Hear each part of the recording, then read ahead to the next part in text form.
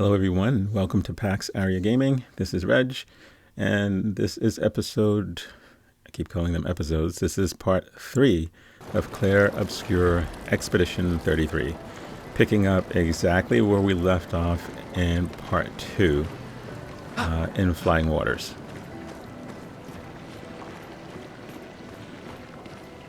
Let's see what we can... Oh, okay, first things first. Interesting. New pictos.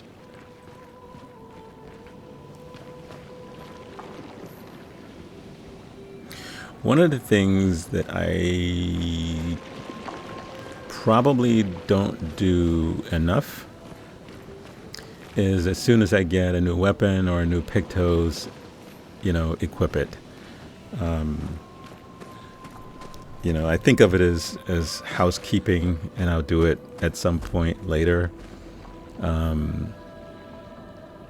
Sometimes I do it at the start, before I start recording, only because it takes me a long time to sort through what I want to do, and then you look at each of the members of your party, sort of see what works for them. So that takes more time than I think people actually would want to spend watching that.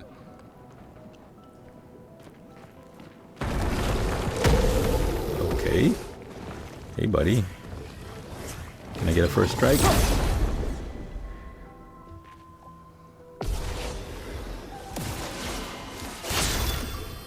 So because I spend my time doing that, you don't generally see it.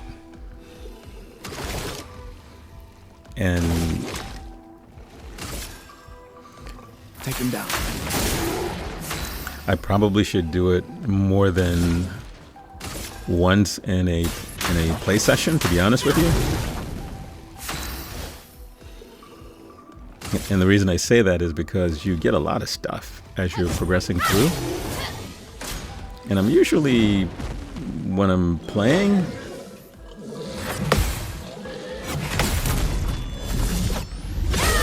nice. It's usually for about 2.5 hours. Even if the content only ends up being an hour and a half or an hour and 15,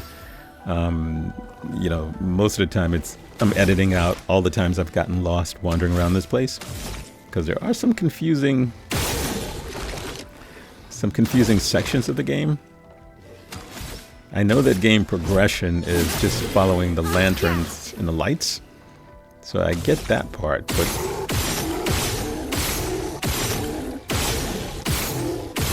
oh my god. But when I'm trying to just go around looting and exploring, that's when I get turned around a little bit. I'm like, where was I?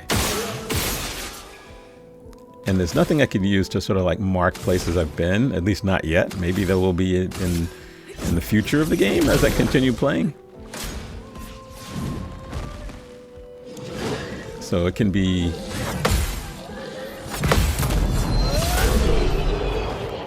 There we go. So it can be a little bit frustrating, and instead of me wandering around like a lost person, I usually just cut all that out.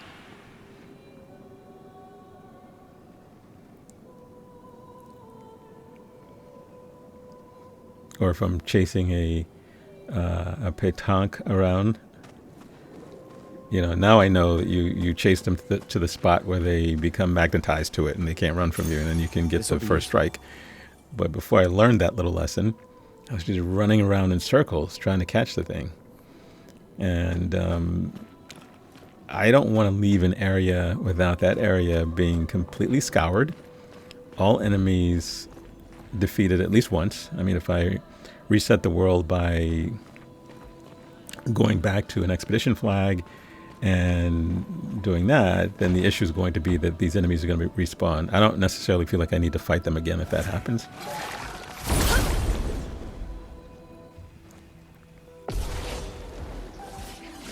Yeah. See, when you think you're going to fight one guy and you end up fighting 3.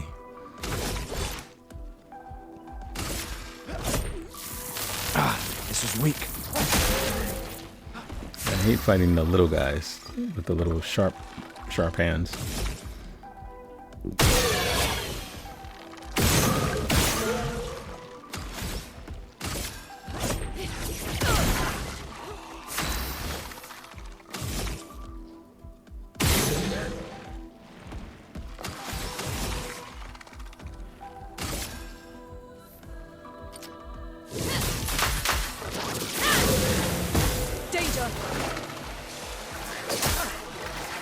see, I can't time any of this guy's moves. Careful, my own. Okay. Such a pain. Finesse and grace.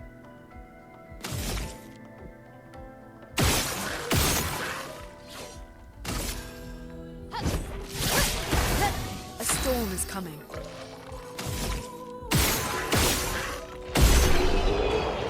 So just to put a cap on my little semi-rant from a few minutes ago, I think I'm okay with the game not having a map, like a HUD map. I mean, it has a map of a continent, but it doesn't really have a in-region map. And I was okay with that. I mean, Black Myth Wukong didn't have one. Initially, it was incredibly frustrating to navigate, especially since that game had a bunch of secret areas. And hidden bosses that you would never find, that kind of stuff. So when they actually created the map for Black Myth, and I think it was my first 2 playthroughs, there was no map. The 3rd playthrough, there was a map. I looked at the map once or twice and decided I didn't need it. Well, part of it was I'd already learned that there were hidden areas and where they were, so it was a little bit different. For people playing it for the first time, maybe the map would have been helpful. So this feels a little bit like that when you explore. I mean, unless you're using a guide. If you're using a guide, the guide's going to tell you, basically where to find everything. If you're not using a guide, then every little nook and cranny that you see, you need to sort of wander into. Sometimes there's just nothing there. And then sometimes it's like this, where there's something there, because why would the developers build an underground with one of these little transport things if there wasn't something down here to find? I mean, I guess they could be trolling you and just put it down here for the hell of it. But look at this. Look at all this stuff. There's got to be something down here. Whether it's a weapon or whether it's a Pictos. Chroma you can find all over the place. So, yeah, you might find Chroma down there, but they didn't build all of this for Chroma.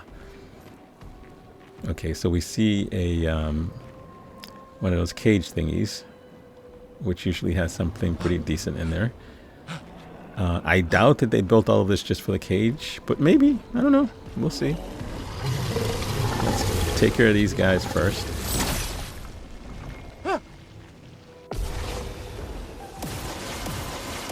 Oh my god. The 3 of them. Alright.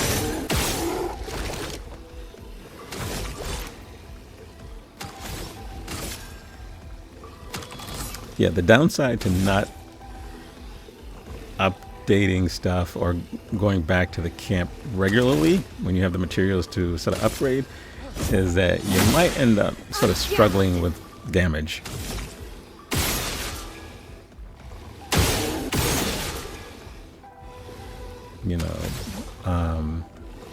So that is something I need to do. I've camped a couple of times and I've recorded both those times, so it's not like you've missed me camping.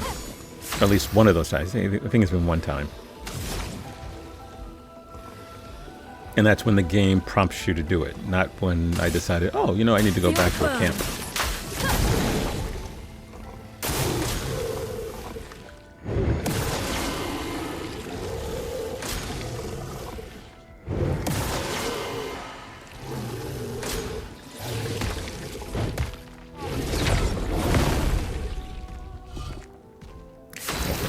Should remember to press R2 when I'm jumping in the air.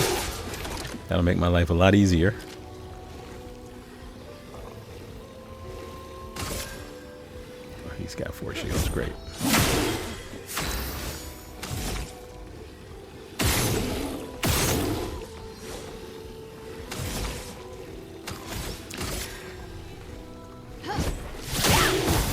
Chroma is flowing.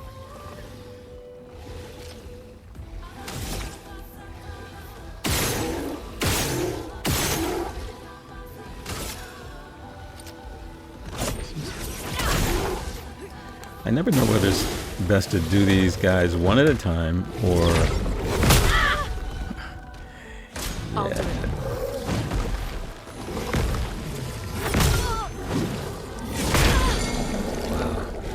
totally messed that up. But that little symbol that you see, I'm just letting him pummel me to death. The little symbol that you see means jump. And for whatever reason, my brain is just not wired to pay attention to it. And once you jump, if you hit R2, you get a strong counter.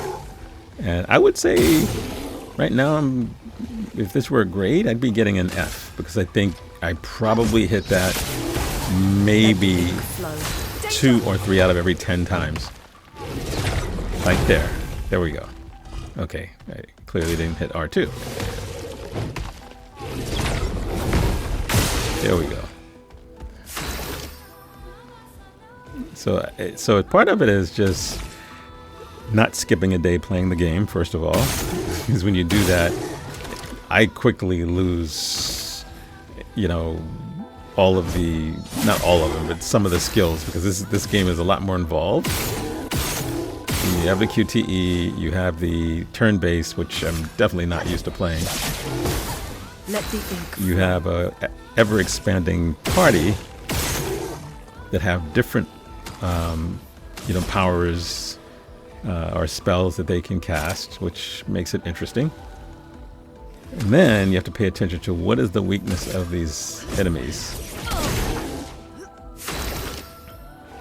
And if you pay attention to the weakness, you probably will do better than I'm doing now.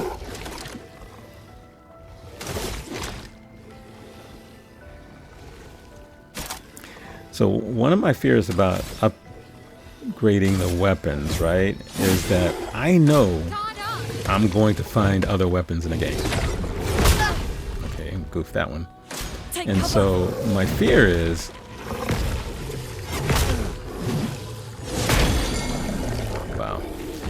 I'm going to end up spending whatever currency I'm spending to update it, or materials I'm spending to update it, on a weapon that isn't going to be sort of best weapon for early game, mid game, late game, or maybe a weapon. I think you can probably use any weapon for the full game,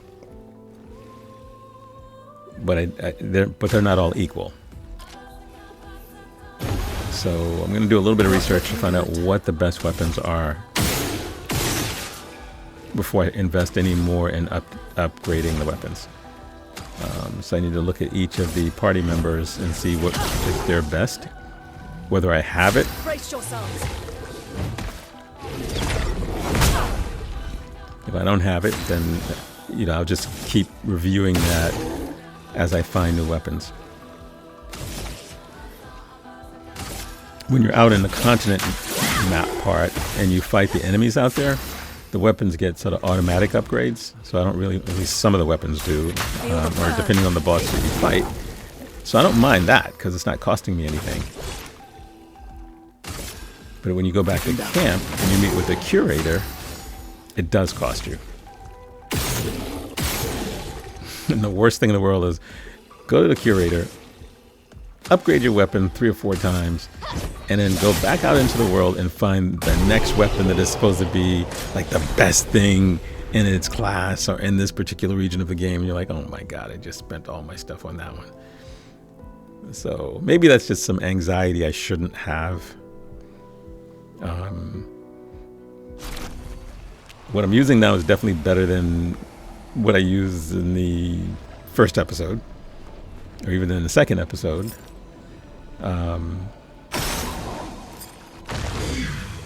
Okay, so let's see what this thing is hiding. There we go.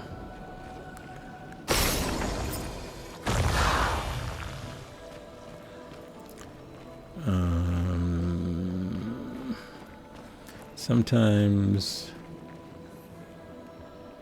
you have to change locations because these things get sort of nestled in a way that you can't see them from where you're standing.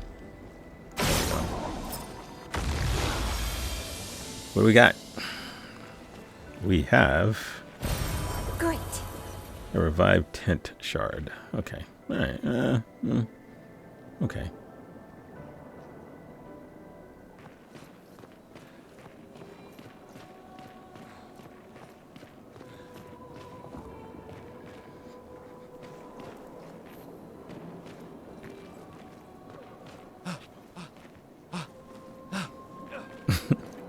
He sounds like he's having an intimate moment, but I'm pretty sure that's not what the developers intended.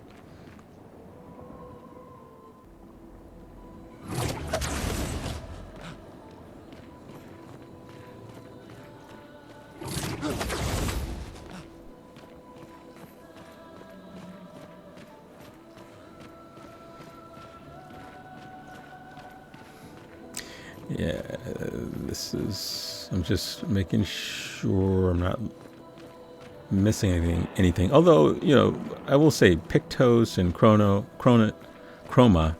are pretty easy to spot. I thought with the way some of the shadows and, like in this particular area, the wave motion, the shadows caused by that would throw me off in terms of finding anything. Or these little luminescent flowers and plants and stuff would throw me off, but it hasn't so far. It doesn't mean it won't. But they've done a pretty good job with the contrast, even in these sort of darkened areas. It's still easy for you to find things. All right. We have a expedition log. Expedition 68. Elodie. It's a miracle any of us survived. We were caught in the maelstrom and flung from wave to wave. We lost the moon and the stars, condemned to a never-ending darkness of punishing rain and raging clouds. The paintress sent a storm to overcome us. But it is we who have overcome the storm. After surviving that, crushing those Nevrons was almost an afterthought. Strength and resilience, it's how we survived that storm. And it's how we grabbed victory. It wasn't even a battle. It was an ink bath. We squeezed those Nevs dry. But this new one looks tougher than the others.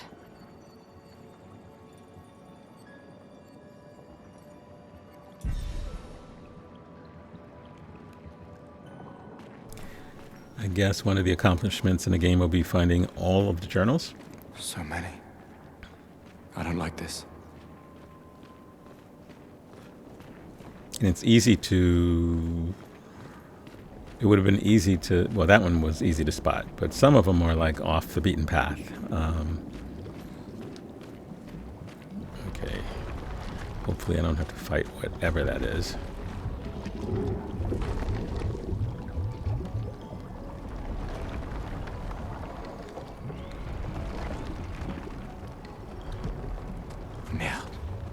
This one is gigantic.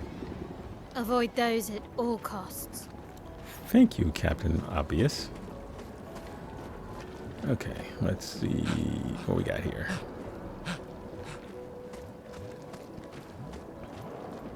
Lots of seaweed.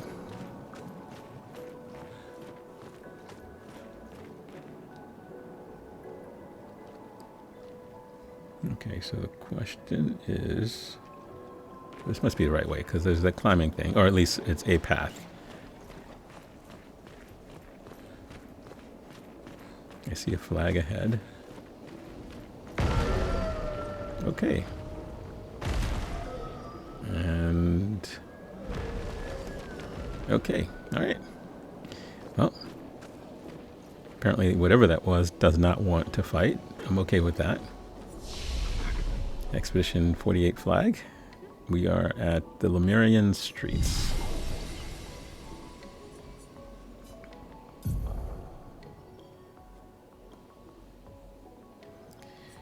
Alright, so we're gonna stick with the weapon increase thingy. I will eventually spread them out to vitality and defense and stuff like that for characters that don't have that automatically sort of set with their weapon.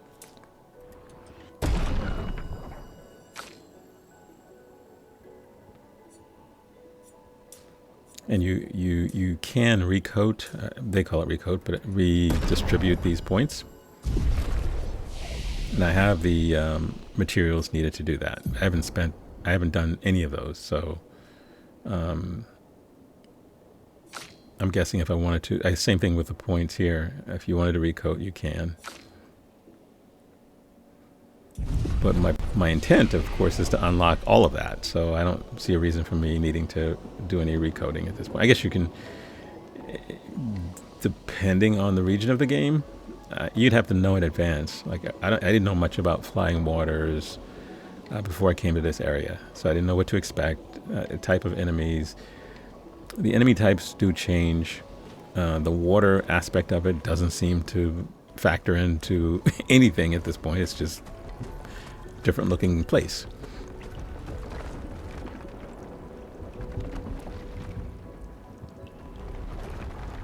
You know, I haven't seen. I don't know what these creatures are. I was gonna say I haven't seen any sea creatures, but maybe this is a sea creature. I don't know. It's in the flying waters. It seems to be thriving, I guess. Okay, and we're gonna have to fight this one.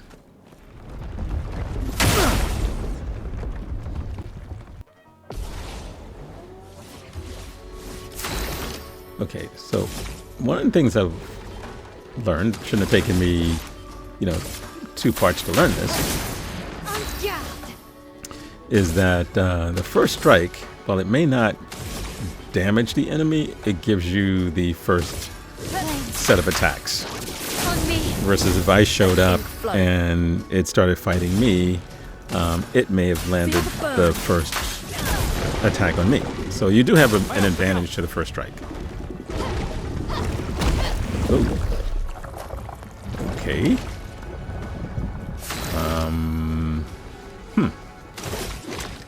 That was it. Brushion. He's one of my party members.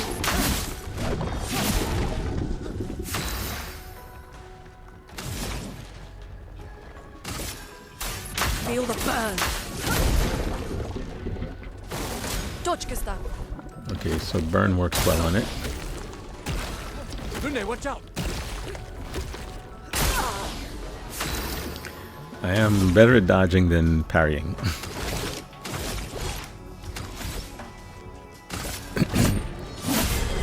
Let us stain them. I sort of hope there's a parry pictos that sort of increases the parry window a little bit. Even though people will say the parry window is pretty generous in this game. And it might be for people who are good at parrying. But I am horrible at it. I mean, absolutely freaking horrible. And every game I play where parrying is a thing, and there are more and more games where parrying is a thing, I just struggle with it. When I played Sekiro, oh my god. It's amazing because a game could be relatively easy for a Souls game if you're good at parrying. I was terrible. For those who come after. Fun game, but oh my god. Parrying and mastering the Makiri counter, I just could not get it. And I was like, I just don't understand what's going on here. But I got through the game. And I was always amazed when I managed to land a really good parry. I was like, wow, this is great.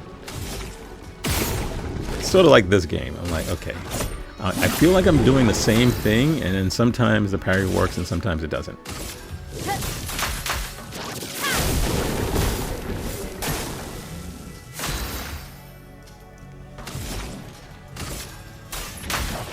Feel the burn. One of the things about Lune, and I haven't really needed to do that in these early fights, is that you can pretty much perpetually heal her, or she can perpetually heal herself.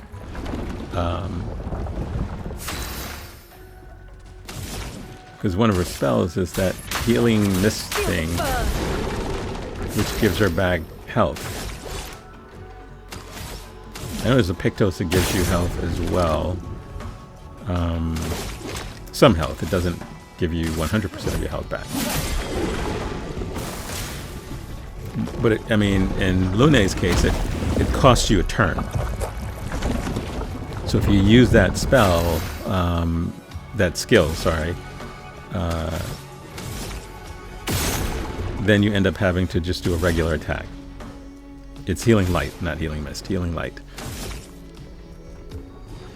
You know, I like it. You know, so there may be times where she's the only one left fighting because she can heal herself. She's limited in terms of how many times. I guess she can use healing light on other party members as well. Chroma is flowing. Or she can use an item to heal or to revive someone.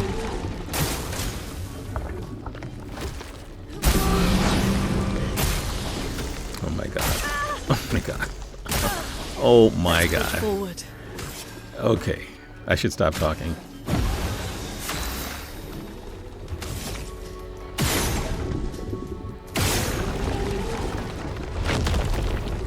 Okay, so he upchucked my my teammates.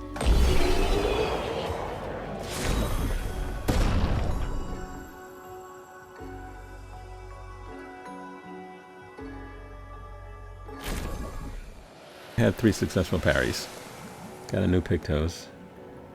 Augmented counter 1. And a new weapon.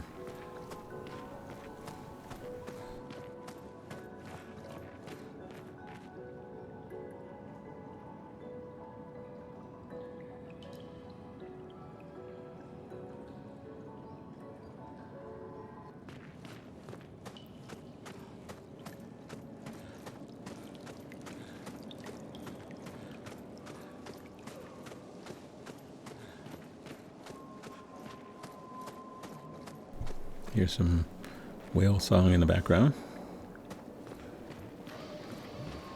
And whatever that noise was.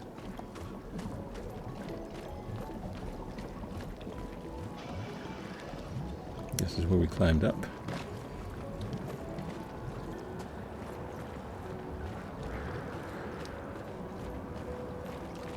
Yeah, this seaweed or kelp stuff really hides these little passages very well.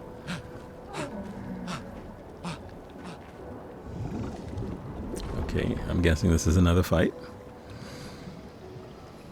See if I can get a first strike. Oh no, it's a mime. I did get the first strike. He's gonna build that, which means that. Take him down. A storm is coming. These mimes are Feel the burn. very tanky, unless I'm just doing something wrong. His wall that he built is gone. But I guess to do real damage, you have to actually get the break on him.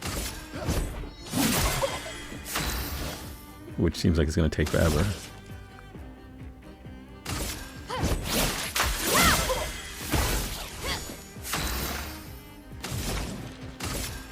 Feel the burn. Yeah. Get ready. All right.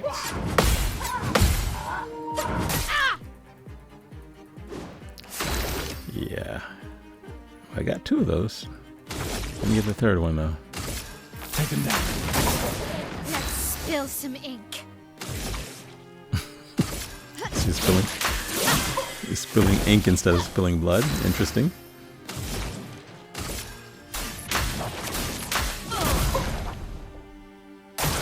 Okay. Okay, another one of these. Oh. Yeah. The timing on the hammer blows are a little slightly staggered.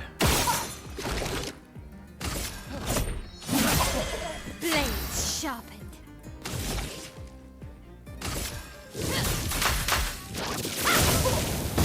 Let us stain them.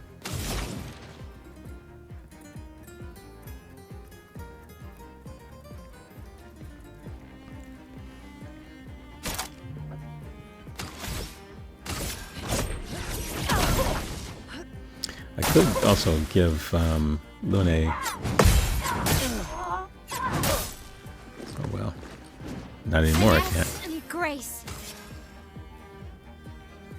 Okay. She can revive me, but Problem is, she's like low on health too. Feel the burn. Get ready.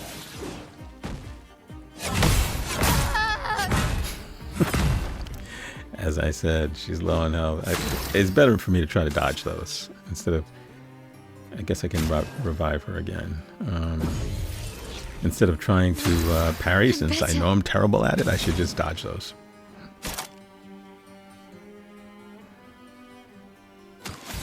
Yeah, can't use any of that stuff. Okay. Take cover. Looks like it's close to breaking. Oh my god.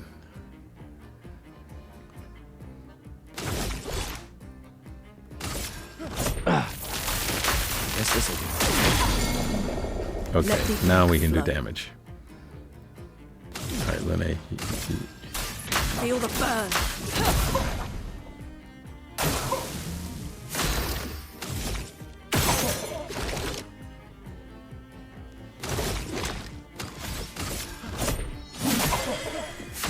And I keep looking at that, and I don't need to do that because once I fire one shot, then I'm no longer able to use any of these skills.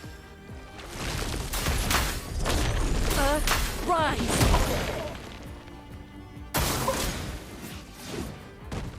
Oh. Yeah. Yeah, I'm never going to get the timing on that right.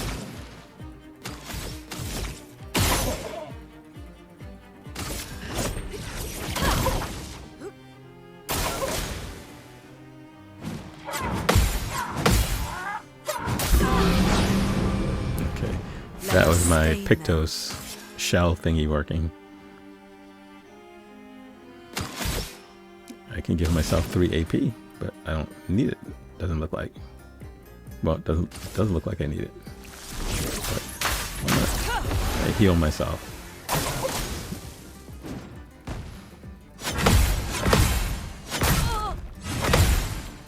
Okay, we're slightly better. Let the ink flow. And as long as I have AP, I can do the healing light thing as often as I want. But it does cost you a turn.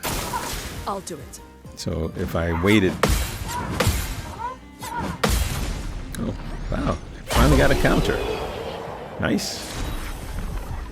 So if I'd waited and just keep stacking that, then I can get back to full health.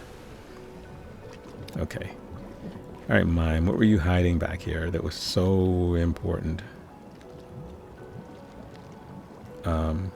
Gustave, what are you doing? Okay.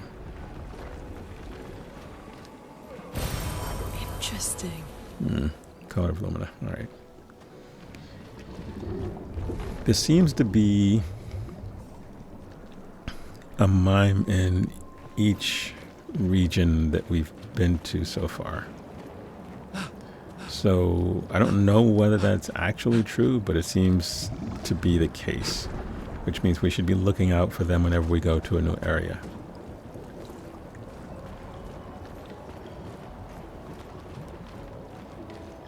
I mean, this one, you know, not necessarily the Lumeran Streets or anything like that. I'm talking about the region. Like, this is Flying Waters. We had one back before we started the expedition.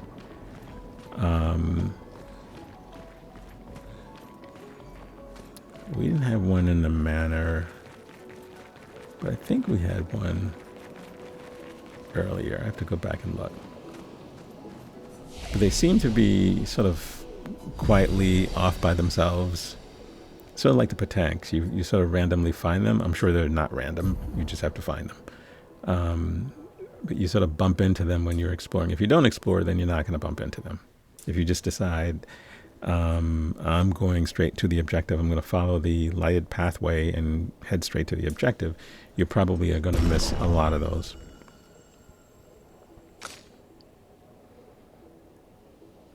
You know, when I started this game, I wasn't quite sure how I would feel about it because it was turn-based, which is a little bit different.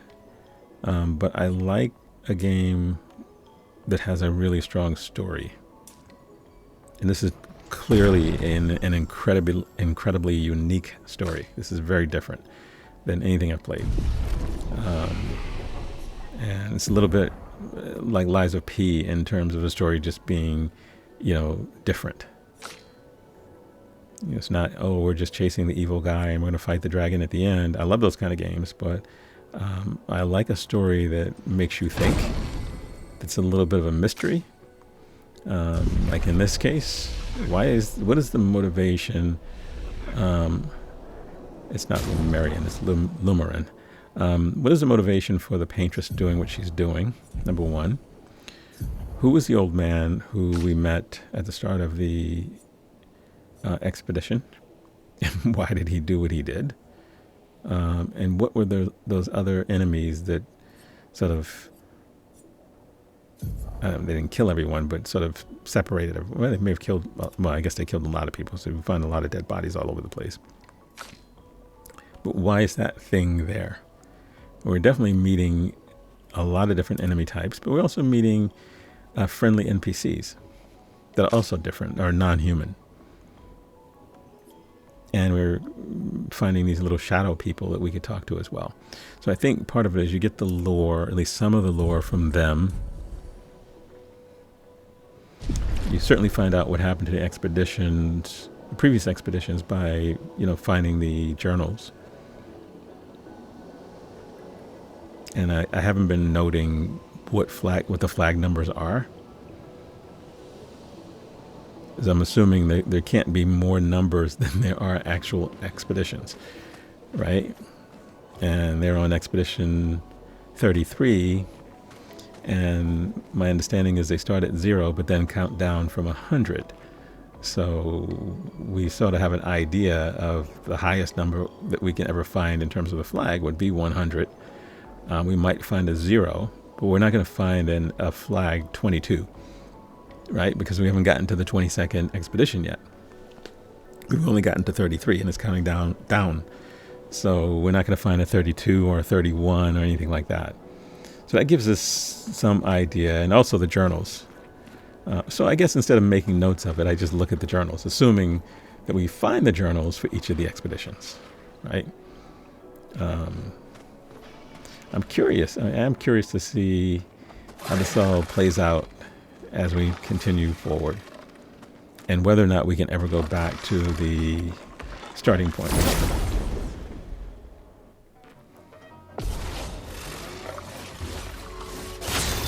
And whether we're going to find more teammates. This was weak. Because initially Gustave thought he was the only survivor, and turns out he's not. He found Lune, or Lune found him. Then they went looking for Mayal. So there's hope. I don't know how many expeditioners there were, so I really don't know how many we would be looking for.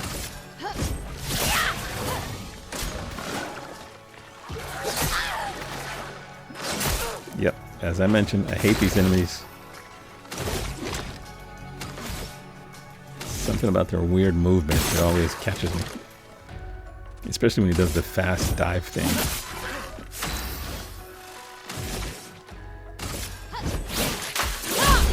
Okay, so we didn't give him a chance to do that move.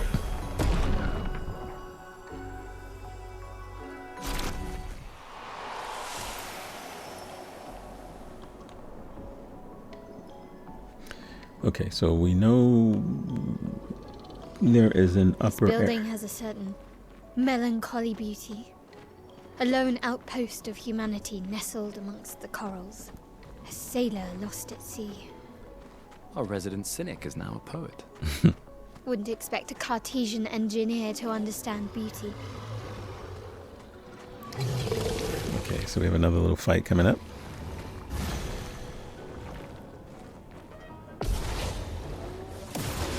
Okay.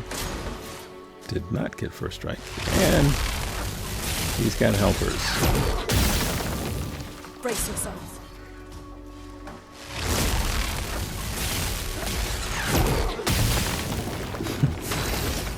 These I know you can actually parry those, but again, parrying is not my strong suit. So let's just fight it out.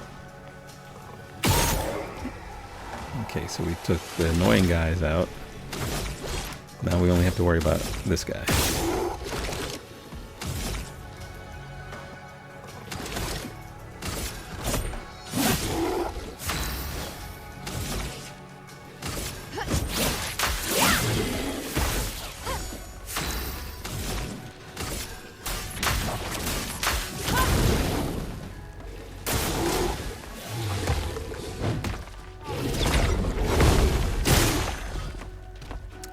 Still haven't quite mastered that. It'll probably be like part 13 or 14 when I finally get this right.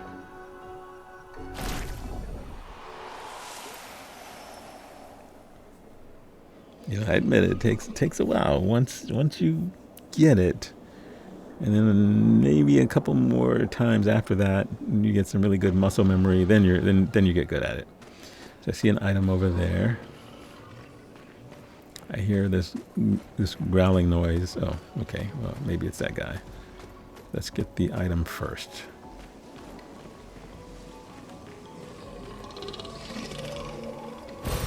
Nice. The color of Lumina.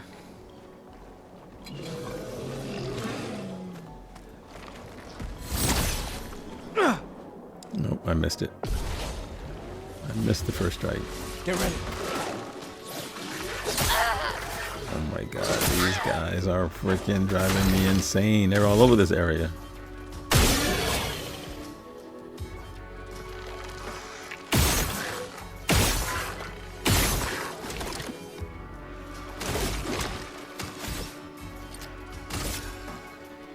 No, attack the little one first. I'm ready. Kill this one. Alright, now I can deal with this one. He doesn't move as fast.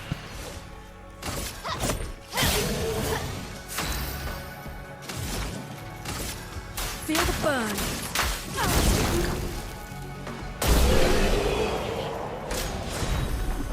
Nice.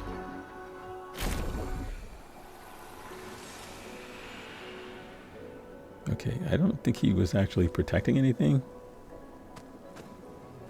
He was just over here,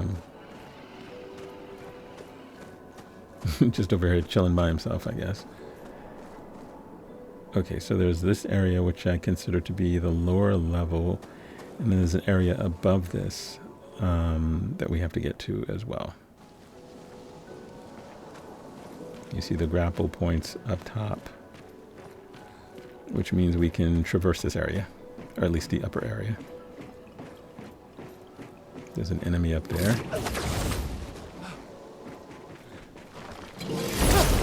We got the first strike.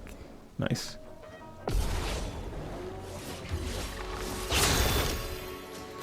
Alright, and he's got two of these annoying critters. But we're doing a lot of damage on this guy.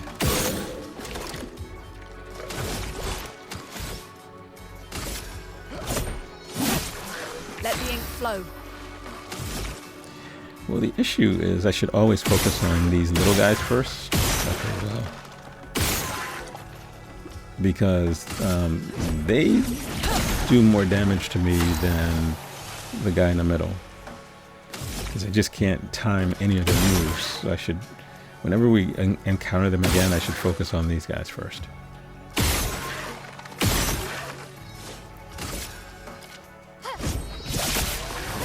On me.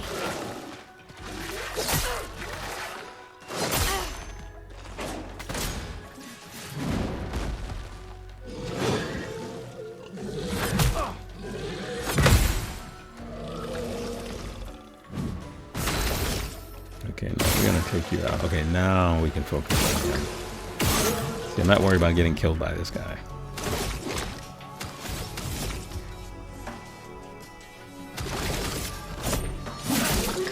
I can do it.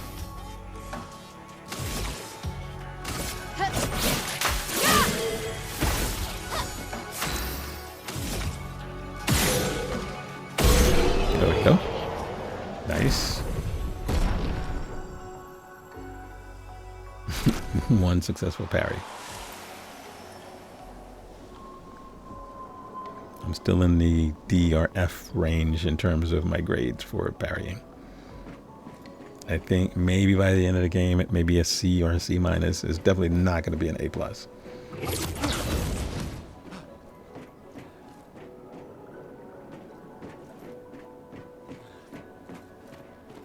Okay, we have a guy down below, and we have an item over here.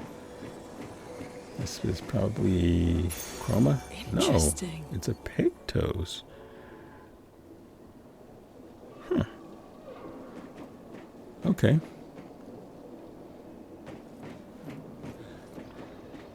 We will review all the pictos and weapons and stuff like that the next time we're at camp. Although I guess we don't have to wait for the pictos. We can do that at any point. And I don't know what the best ones in the game are, or if there is such a thing. It may very well be that there is no such thing as, the best pictos in the game, because it may be character specific.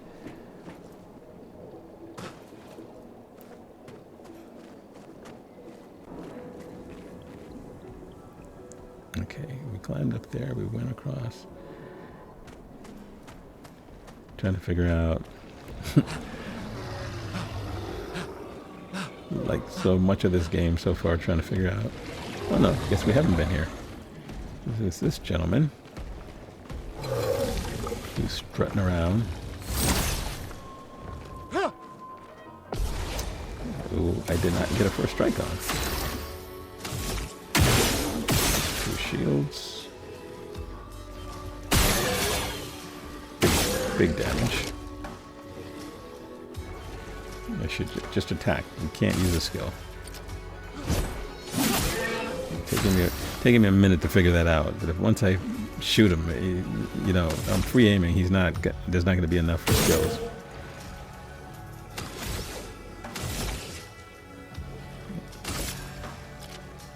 So I guess the rule of thumb is if you shoot once, you probably can still use a skill. But if you do like I just did and sort of fired off three shots, you're not going to have any AP for skill.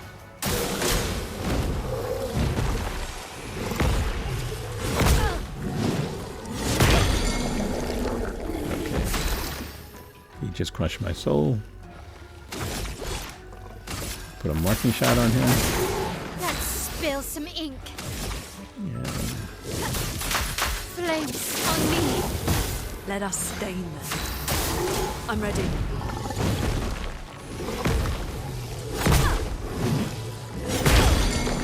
Did it again. See, you can't really figure out the swing on his little stroke is there's a slight delay. Let's see if he does it again. A storm is coming. Oh, well, that's okay. A storm was coming.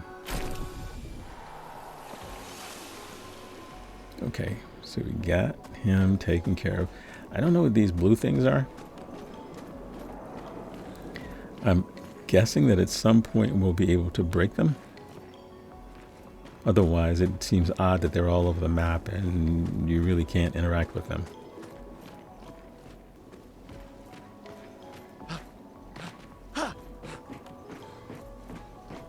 Okay, I've been wandering around trying to figure out how to get to where I need to get to next. And there is a grapple point that I'm actually looking for. Not this one. It's another one. You're probably thinking, well, you just did a grapple. Yeah, but there's another one that gets me across a fairly large chasm.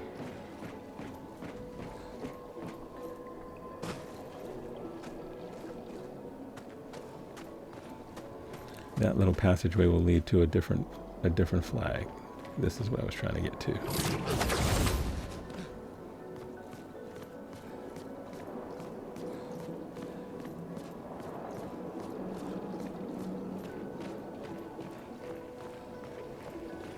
And what's this? Chroma catalyst.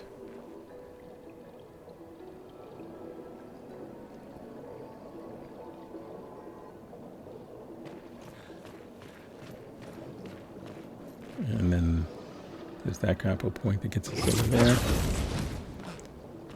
They all, and we have an enemy. They always seem so far away, the grapple points, but no matter how far, as long as you can interact with it, it'll pull you to your destination. Okay, I think I got the first strike. Danger! I did not.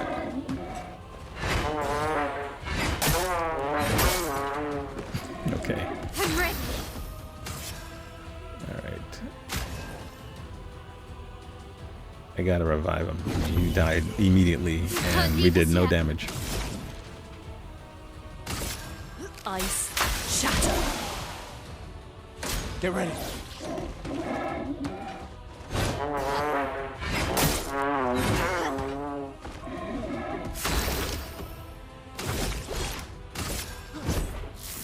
This was weak. Guard up.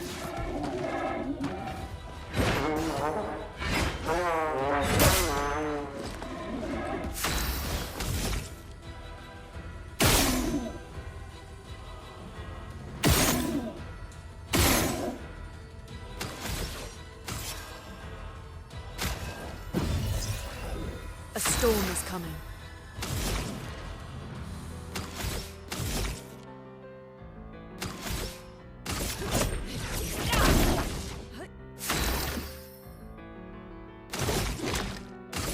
Take him down. It'll be a miracle if I survive this fight.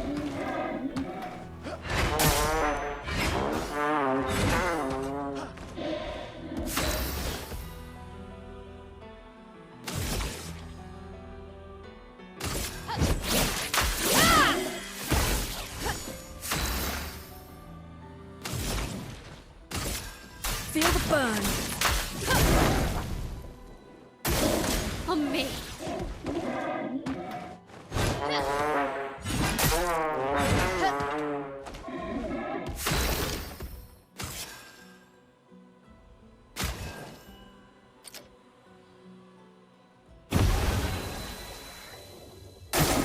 Danger!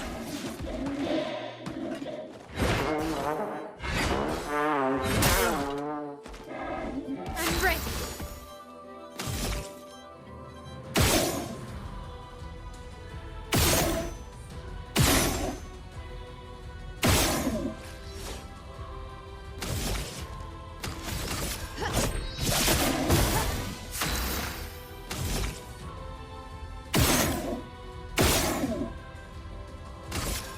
Alright, that's pretty close to the breaking point.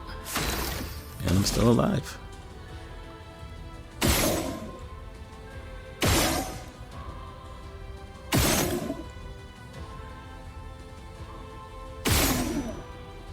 Yeah, there's no weak point. I'm not sure why I'm aiming here.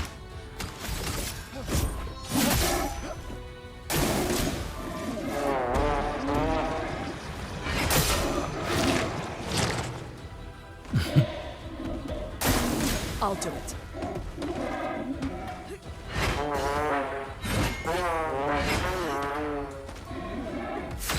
Okay, dodge all three. That's good.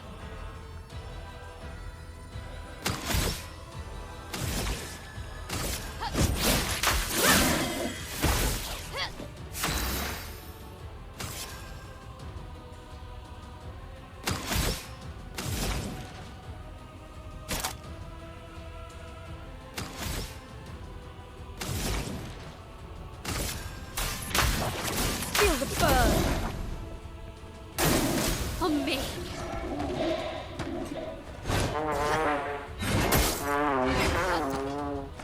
I'm surprised Mayala's not dead. She's got like 1 health.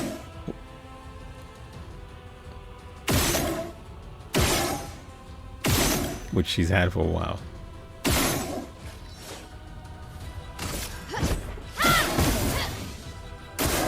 I'll do it. Okay, well, alright.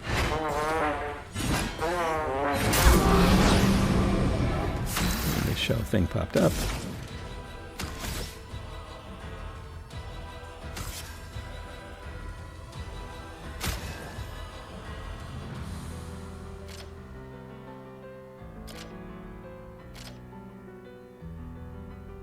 Nobody dies.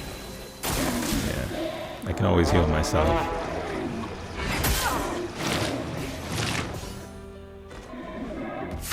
Not looking good.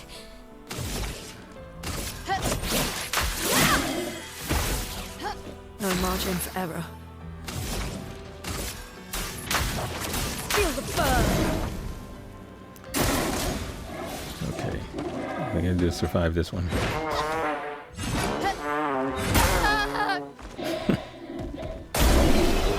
Okay, it worked out. Okay, yeah. Oh, we got a new weapon. Troubadour. And we have a something over here.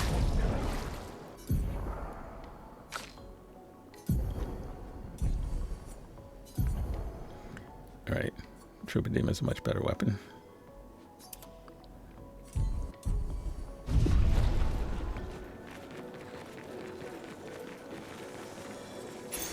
We can use that. Lingering break. 3 AP unbreaking. Wow, that's actually nice. But there are a lot of decent Pictos in the game. I think that leads to what leads to my confusion about which ones are the best.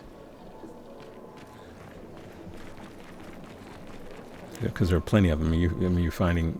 I'm still a very early game, and I've found quite a few of them. When it first started, I worried, do they share Pictos? They don't.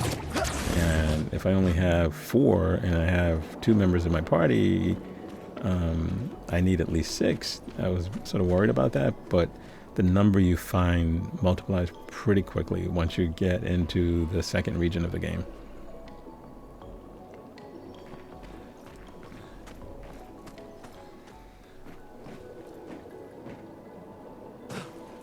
Okay, and I had mentioned earlier the way forward was through this little cave.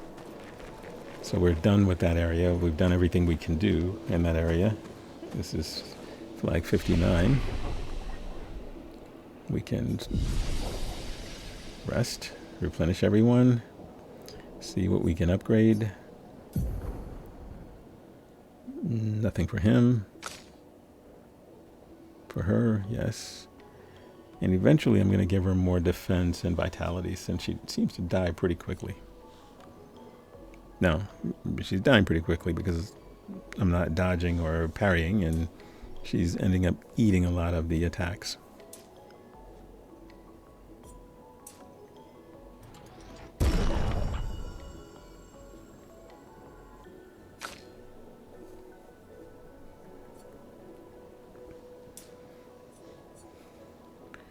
She lives longer, so I probably won't. Well, looks like vitality is needed for her weapon. But because she can heal herself, and I'm never going to take that particular skill off, I'm less worried about that.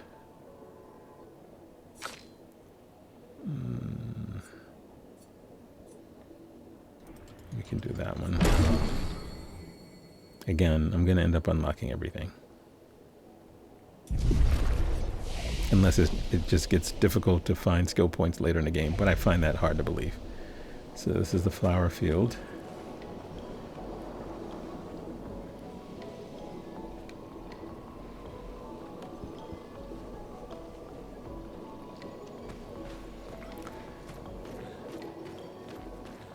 And I don't actually know.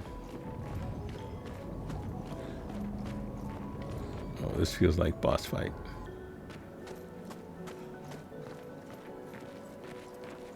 And a cutscene. Yep, it's boss fight. Is this the ultimate boss of this little area?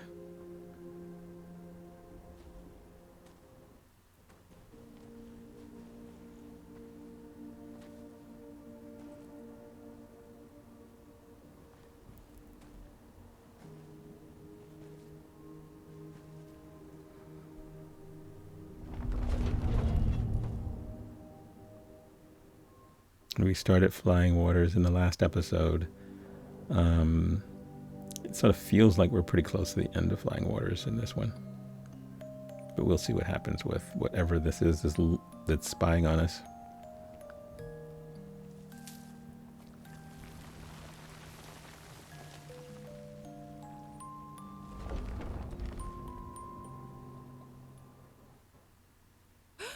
Watch out! You're right. Oh, that's what you get for stealing someone else's rose. It only attacked when... It's coming!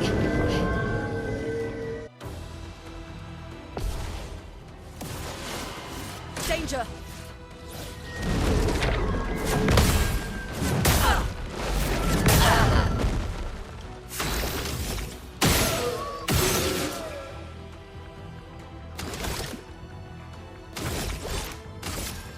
Take him down.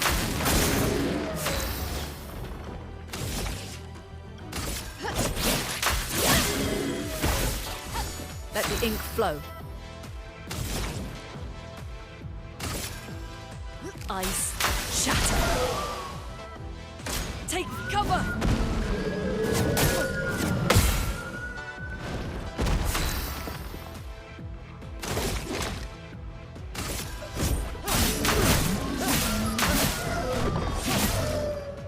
Finesse and grace.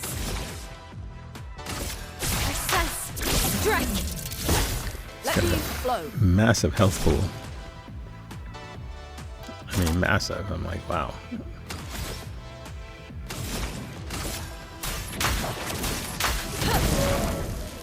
Okay, well that's the first real damage we've done to him. Ah, he's got little buddies with him.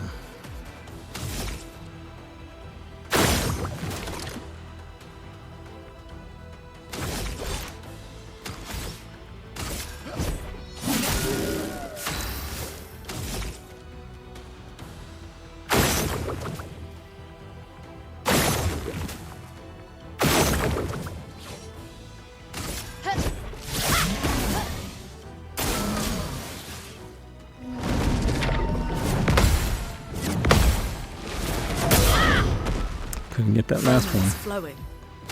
Couldn't get the last one. 'Cause I'm guessing that counter would have probably taken away like 20% of its health.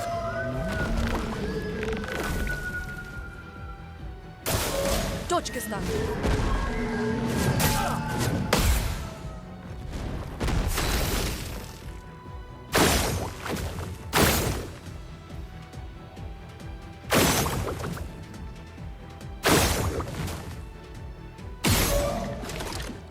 Yeah, I'm taking out the flowers because I think that at some point he will absorb health from them.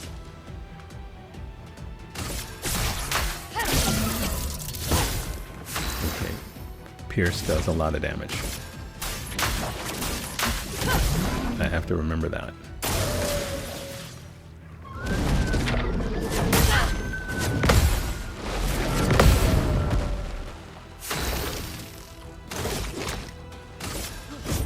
For those who come after.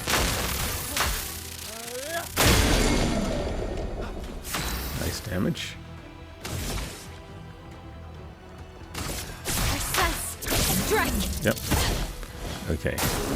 Pierce might be my go-to with Mael.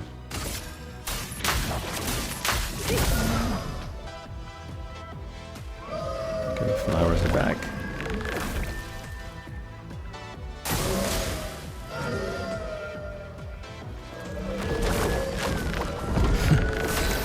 Okay.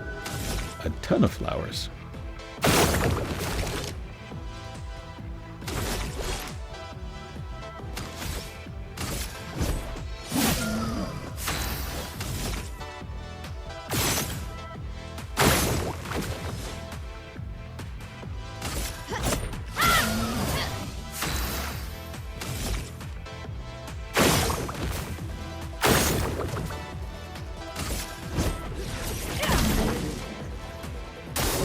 Careful, Mael.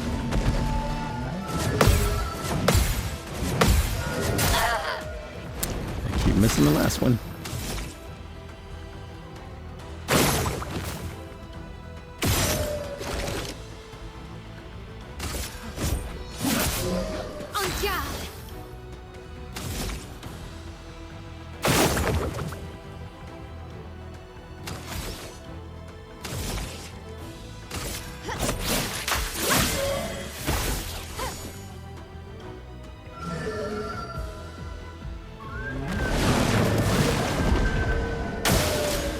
Okay, so flowers gave him a shield, but didn't give him any more health.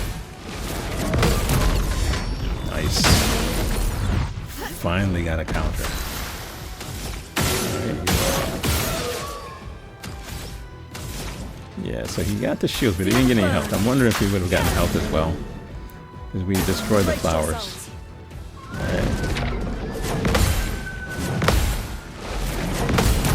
Wow, we finally got it. Maybe we're learning. Maybe we're learning. 16 successful parries. That is definitely a record for me. Gustave, wait! It seems peaceful. As long as we don't touch the flowers. Yeah, let's not get too sentimental. It's still a painter's creation. See, I'm feeling like the paintress is somehow misunderstood.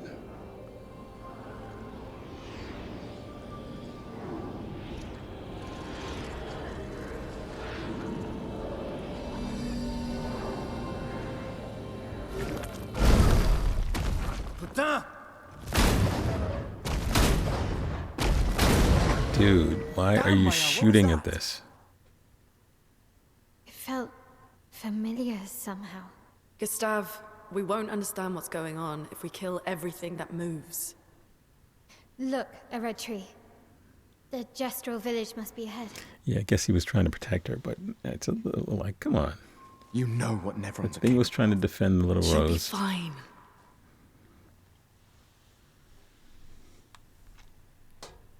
She'll be fine.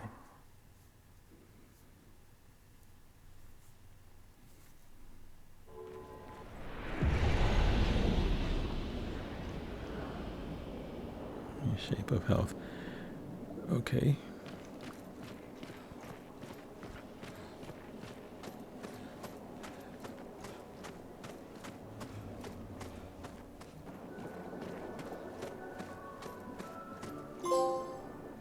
Okay, so we're back. We should be back in the continent. Nope, we're not. We're in Mael's nightmare.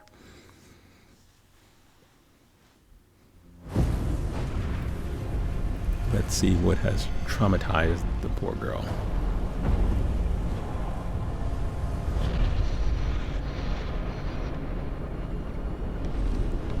Is she remembering the expedition?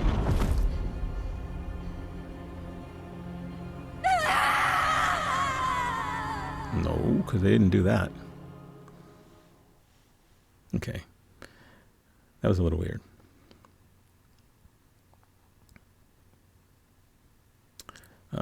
And we're back at the camp. Okay, so I guess the way this works is you don't always leave an area and go back into the continent, but probably when we leave the camp, we will go back into the when I say the continent, I mean that map of the continent. Because I thought that's where we were headed back to, but it took us to the camp instead. So we're going to have this little interlude. Being up here isn't what I expected. We're going to catch up with each of our characters, may do some upgrading, and then we'll wrap it. We're not going to start the next section because I'm thinking it's going to take us to the Death out here's not the Gestural village. I thought I was used to losing people. Which, even though they're calling it a village, sounds like its own little region. Child, right? But not like that. On the beach. Yeah, try to make the episodes an hour and a half to 2 hours. Yeah, this one's going to be slightly short of that, but that's all right. For, but not. And now we finally found other survivors, and it's with uploads every Tuesday and Friday, the story will move along. It's predictable, almost and maybe gentle. Christmas week. It makes we might have complacent a couple of bonus episodes. We definitely will wrap it up by the end of the year. The gamage is equally violent than death. And I will. Death is just as final. I'll share what games we will be playing in 2026. I've been having nightmares. As long as those games actually come out when they're supposed to. Look, if death approaches, I want you to run. No, promise me. Run. Worried about Especially if we meet the man from the beach. Yep, we can't face him. You worried see about him, that old man. You run. Only if you do the same. Oh, I'm running as soon as I see a strand of white hair, trust me. You won't even see me, I'm running so fast. Oh, please, you're an old man. I can outrun you any day. Yeah, right. Yeah, I am curious about the backstory about the people. There was a time. That old man. When 30 was young, you know. Sure. That was cute.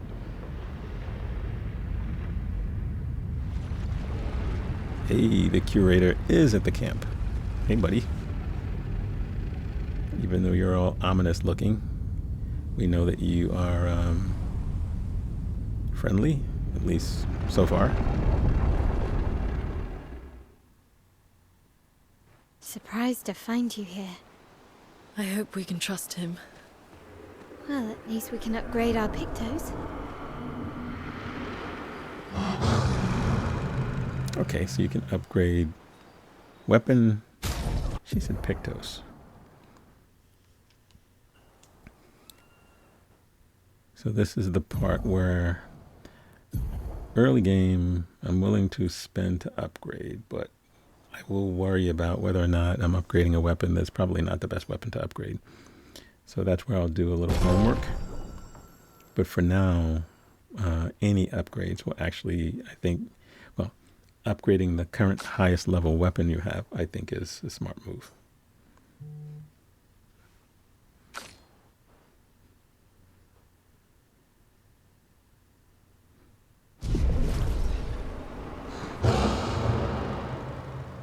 As long as I have the materials I need to do it.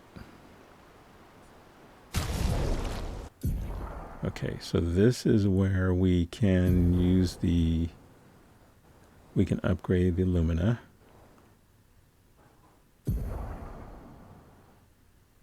And we can upgrade the tints. So we have 15 of these.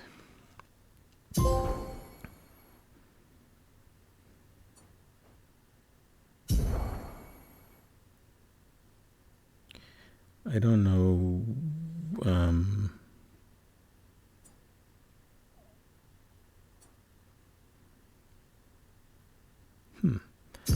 I don't know whether we should just make them even. I worry about spending them all and then finding another teammate and then having none for them. But I guess we have been finding a lot of this stuff, so we'll leave it there. We have 8 left, so we didn't use them all. So we can, the next time we come to a camp, we can do a little bit more upgrading.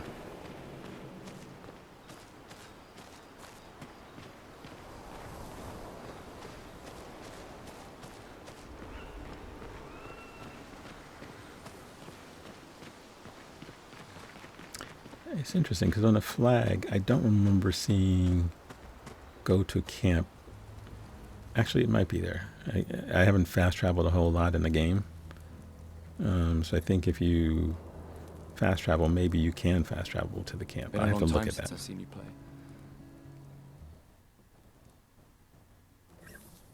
A gestural village. Yeah. So that's our next I still can't destination. believe they exist. I mean, what other fairy tales are real? This is ultimately a war of information. There's still too much we don't understand. Where the paintress comes from? Why she does what she does? Who is she? 70 years and we still barely know anything. And the man on the beach. Yeah, too many unknowns. But if we take down the paintress, at least that gives future generations a chance to unravel the mystery. You seem better than before. Yeah. Holding it together. He's not holding a gun to his head, so that's a good start. Shock's worn off. A bit. We can't bring anyone back. But I thought we can keep their spirit alive by pushing forward. And at least there's 3 of us now. The mission hasn't changed. Tomorrow comes. Tomorrow comes.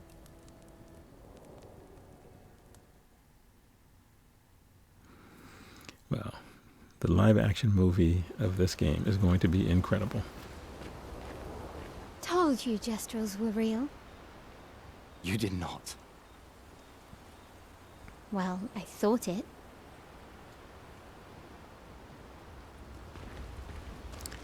Well, I get the feeling we're going to meet a whole ton of Gestrels as we're heading to their village.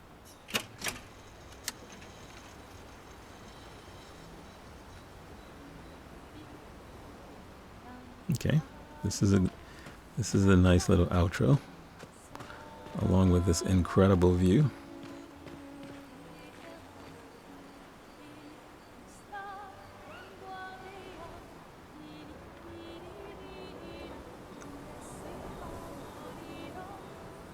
I am just curious to know what happened to the world that it would end up like this. So maybe that lore will show up somewhere as well.